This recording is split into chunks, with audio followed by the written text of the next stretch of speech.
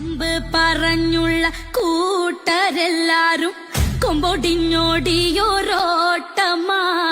വീമ്പ് പറച്ചിലിൻ കാലം കഴിഞ്ഞപ്പോ UDF ജയം കാണടാ.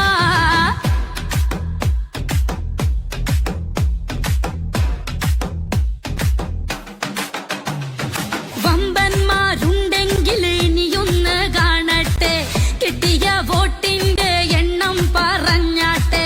പുതിവച്ച് നടന്നോരെല്ലാം വണ്ടി വിട്ടാട്ടെ, UDF ജയം വന്നൊന്ന് കണ്ടാട്ടെ. ഇത് എന്നും നേരിൻ മണ്ണ്, അത് കാക്കാനെന്നും UDF വന്ന് ഇനി ഈ നാട് നയിക്കാൻ വിജയത്തിൽ